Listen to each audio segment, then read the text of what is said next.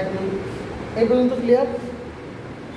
এখন একটা জিনিস দেখো, এখানে কিন্তু 3', 3'টা একটু টেনে বের করলাম না, তো এখানে 3 আছে, তা বলতে পারো এখানে 3 আছে, এটাও বলতে পারো, না বললেও কিছু না। এটা একটু টানে বাইর করি, এই জায়গায় একটু টানে বাইর করি, এই জায়গায় একটু হালকা টানে বাইর করলাম, এটা কী গেল 3'। এখন আমি আগে বলছি যে হচ্ছে ডিএনএ অ্যান্টি প্যারালাল ম্যানারে সাজানো থাকে। অ্যান্টি প্যারালাল, আচ্ছা প্যারালাল মানে কি? সমান্তরাল।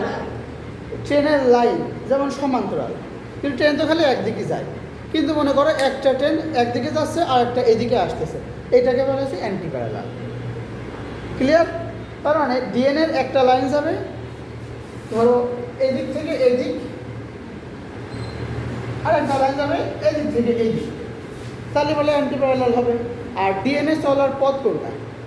কোন প্রাইম থেকে কোন প্রাইমে যায় ডিএনএ সবসময় 3' টু 5' যাবে, এটা মনে রাখো, শেষ। আর এবার দেখো আপাতত 1 নাম্বার কার্বনে কি যুক্ত হয়? পেন্টোজ সুগারের 1 নাম্বার কার্বনে কি যুক্ত হয়? Nitrogen base. তুমি তো জোরে কথা বললাম, নাইট্রোজেন বেস যুক্ত হবে এখানে। আচ্ছা এখানে একটা নাইট্রোজেন বেসের নাম বলো। অ্যাডেনিন। আরেকটা বলো সাইটোসিন। আবার অ্যাডেনিন। সহজেই থাকবো, এই অ্যাডেনিন সাইটোসিন দিয়ে শেষ করে দেবো, সহজ। কত প্যাচ গোছ, এটা হলে কি হয়, এটা হলে কি হয়, অত প্যাচ গোছে যাওয়ার দরকার নাই, খালি খালি। এবার কী করবো, এই পাশে অ্যান্টি প্যারালাল, অ্যান্টি বলছি, এটার উল্টো আঁকাবো, জাস্ট ওটা নিচে, এখানে 2 হাত দেবো।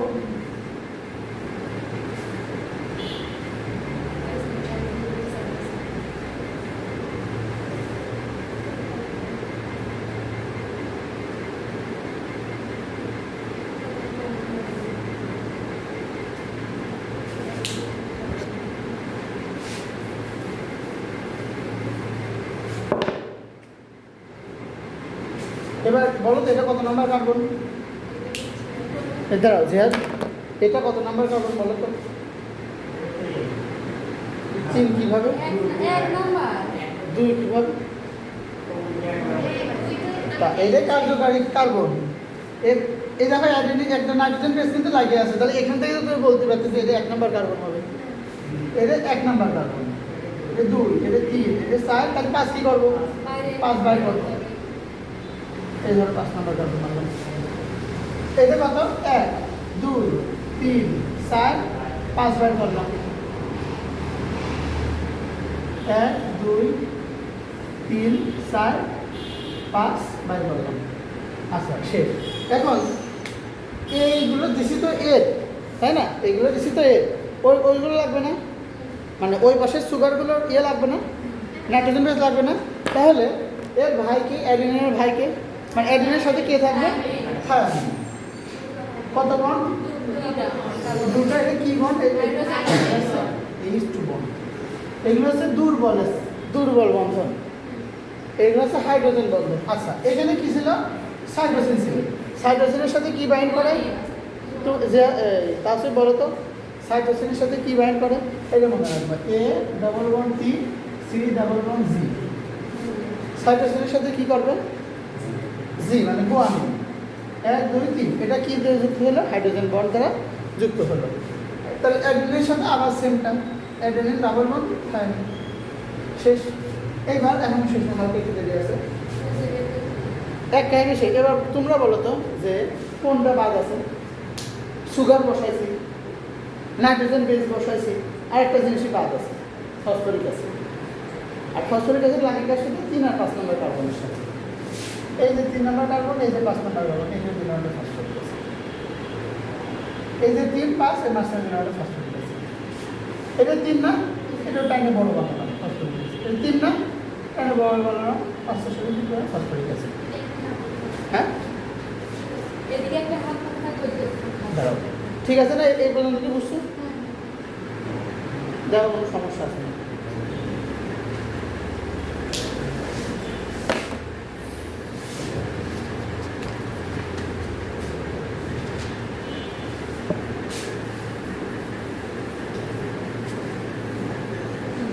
আচ্ছা এবার একটু খেয়াল করো হালকা, দেখো তো এখানে একটা হাত একটা বাড়তি আছে নাকি?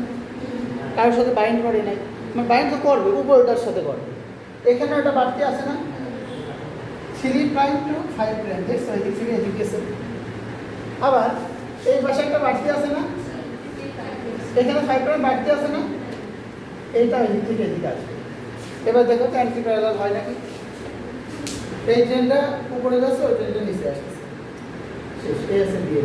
আর আরএনএ থেকে জাস্ট একটা হাত থাকে, মানে এই পাশটা থাকে অথবা এই পাশটা থাকে, এইটুকু পাশটা। এই যে ডিএনএ আরএনএ সব বিষয়। এটা এখানে হয়ে গেলে বলবা।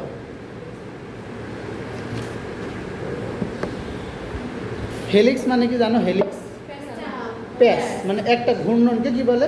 হেলিক্স। এইটা আগানো হয়ে যাক, এটা তো সরল ছবি, এটা আগানো হলে আমাকে একটু বলো। এই জুবায়ের, হয়েছে আগানো? তোমার আগানো হয়েছে? আচ্ছা। ডিএনএ তো অ্যাকচুয়ালি তোমার এইরকম।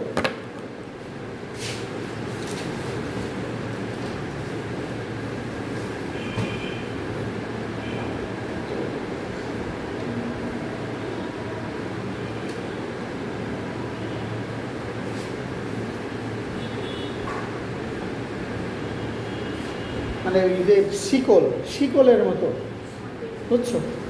এখানে ধরো থাকে হচ্ছে adenine double bond thymine, cytosine triple bond guanine, adenine double bond thymine, cytosine triple bond guanine, adenine double bond thymine. Same same same একই জিনিস, এরকম নামে আসে। এখন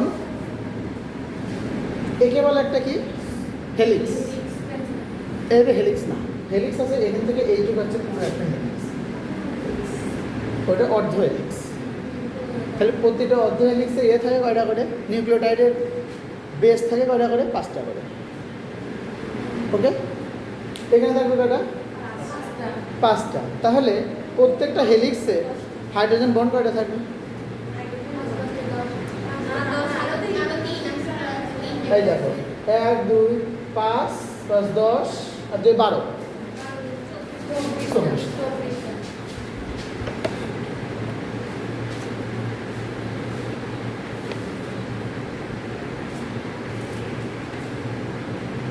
কিন্তু না, 24টা না, 24টা না।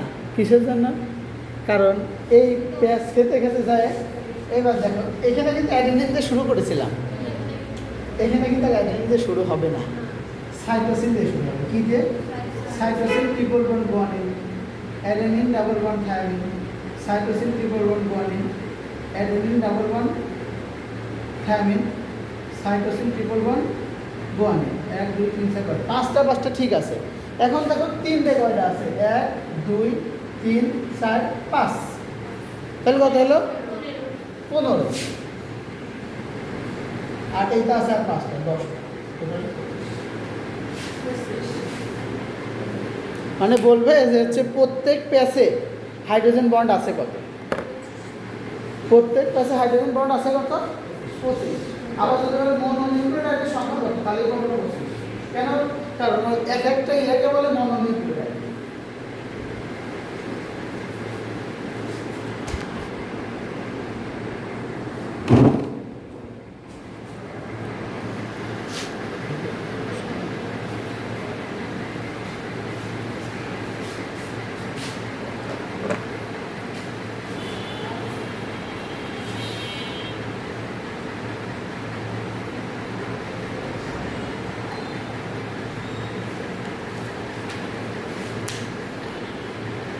এই যে একটা প্যাচ খেলো না, একটা প্যাচ খেয়ে কত দূরত্ব অতিক্রম করে সেটা জানা লাগবে।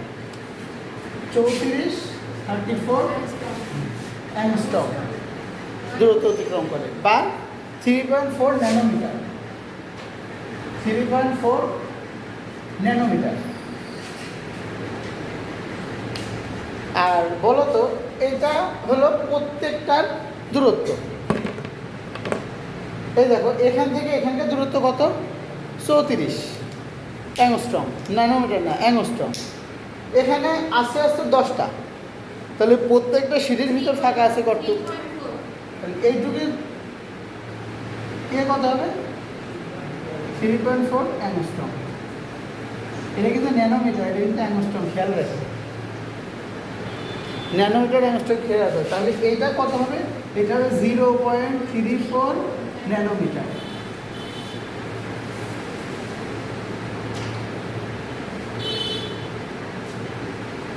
আর এই যে এটা মোটা, কতটুক মোটা এটা লাগবে, এই জিনিসটা কতটুক মোটা, এটা লেখা হচ্ছে 20 অ্যাংস্ট্রম। 20 অ্যাংস্ট্রম মোটা, মানে এই যে এখান থেকে এখান থেকে এখান থেকে মানে কতটুক চওড়া আর কি, এটা 20 অ্যাংস্ট্রম বা 2 ন্যানোমিটার।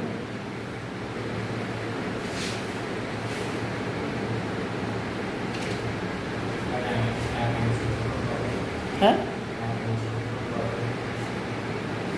1 অ্যাংস্ট্রম সমান ইকুয়াল টু কত, মানে কোন ইউনিটের থেকে কোন ইউনিট তত সেটা তো বলবা। 0.01 ন্যানোমিটার, বোঝো না? 20 অ্যাংস্ট্রমে যদি 2 হয় তাহলে একে কত, সেই এবারে নোটে তোমার তো লাগবে না, এটা তোমার ম্যাথ না, তুমি এমনি সহজ জিনিস পারো না, তাহলে তো পেশাবা কেন? পেশানোর তো কোনো দরকার হয় না। এই 4-5টা তথ্যই লাগবে। 34, 3.4, 20 শেষ, আর লাগবে না। আর মনোনিউক্লিয়েটের সংখ্যা কত এটা লাগবে।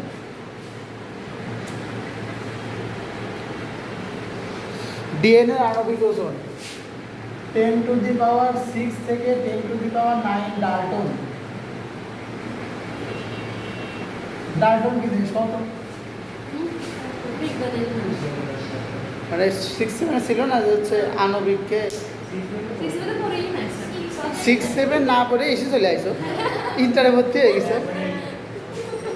বাবা, সত্যি 6-7 পড়ো না? সত্যি নয় আর কি করতেছ?